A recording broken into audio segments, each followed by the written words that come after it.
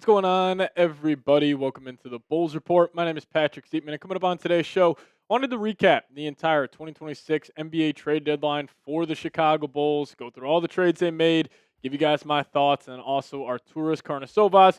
He was talking to the media.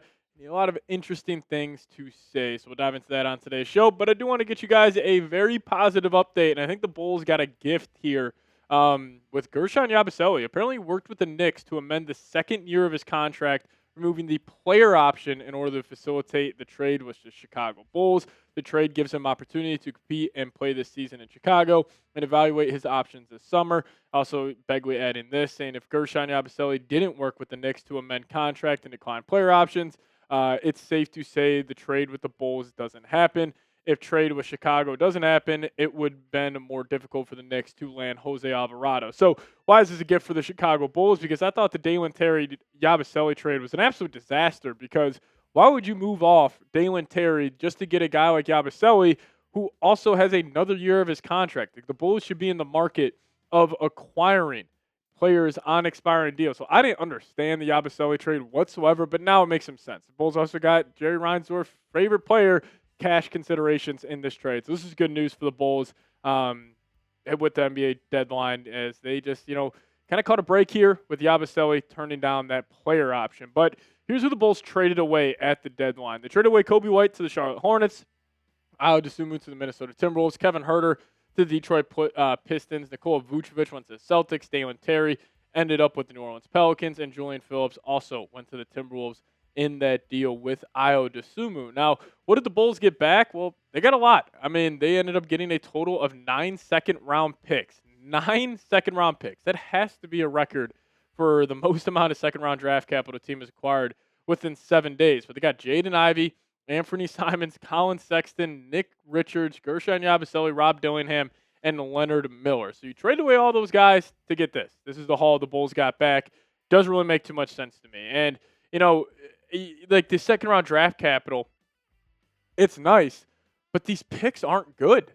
Like, they got one good second-round pick, and that's the New Orleans Pelicans pick for 2026, as that is the most favorable between the Timberwolves, Knicks, Trailblazers, and obviously the Pelicans. But 7 of these picks come in the years 2030 or later.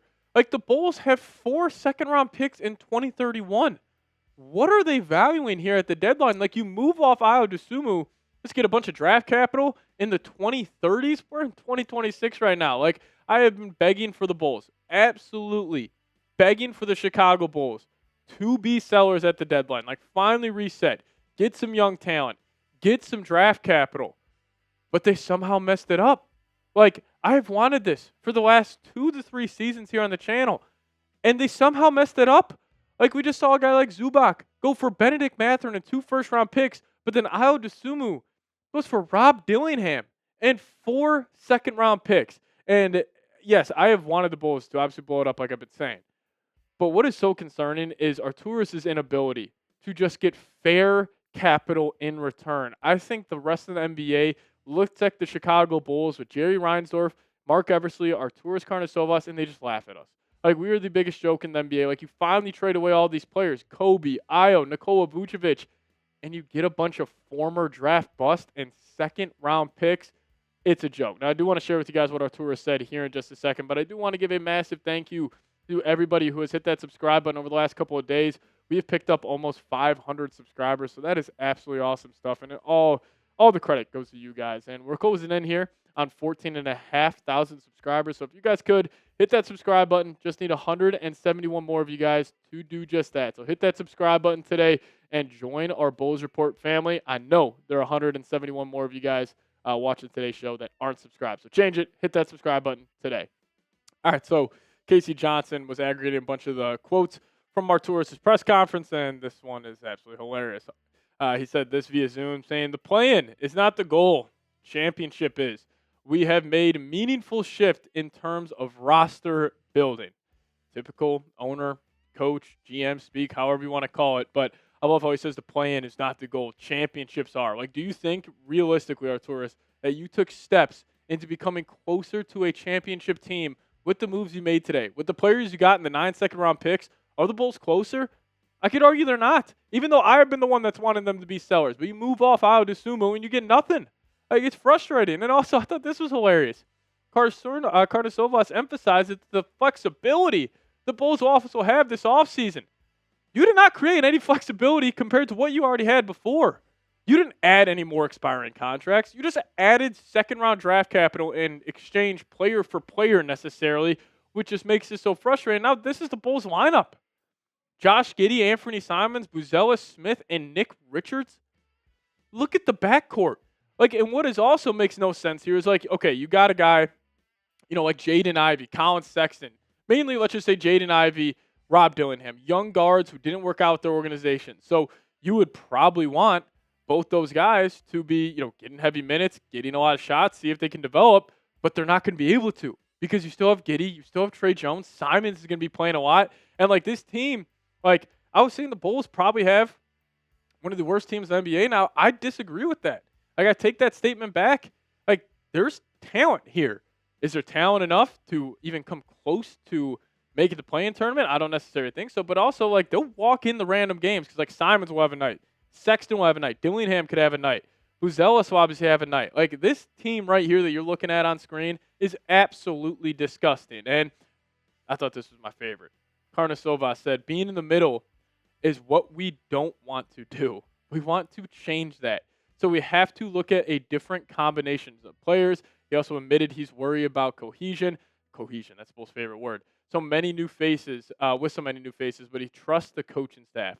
Now you're finally done with being in the middle. Do you think you did enough to fully get out of the middle? Because look at the Eastern Conference standings.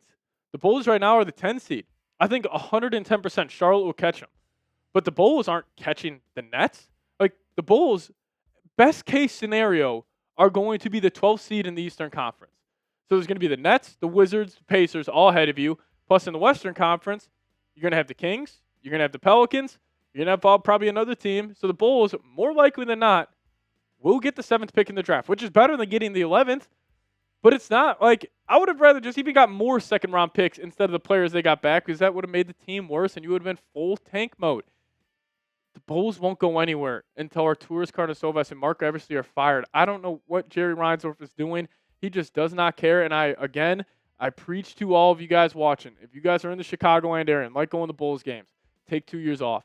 Stop going. I want them to show up to their next home game. There's nobody in the stands because they will not change. Arturas will remain as the president of basketball ops here in Chicago if people keep showing up.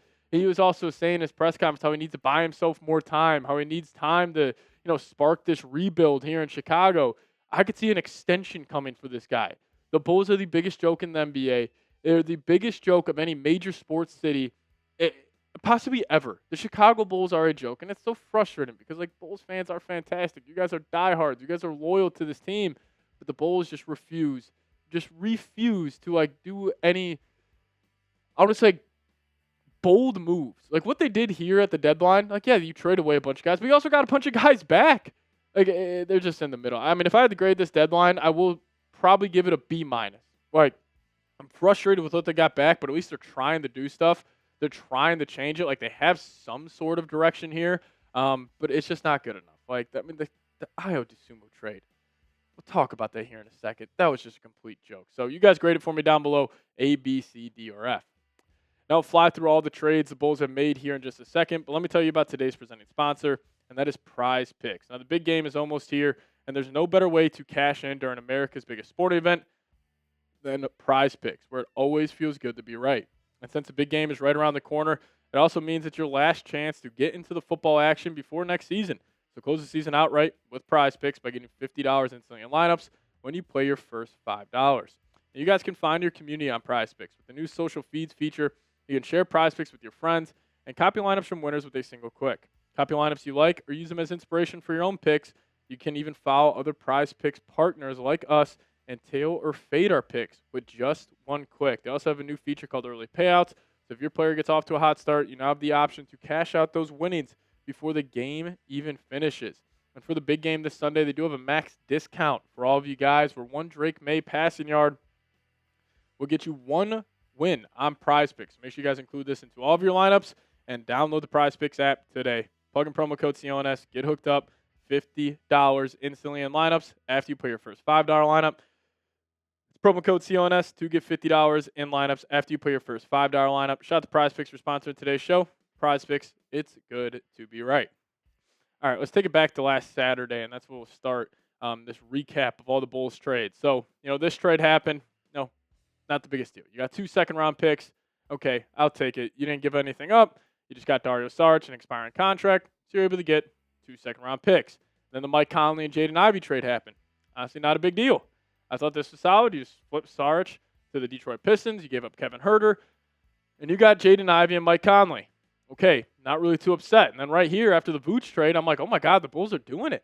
Like, they actually made a good trade. This trade is good for the Chicago Bulls in a vacuum. You got Anfernee Simons.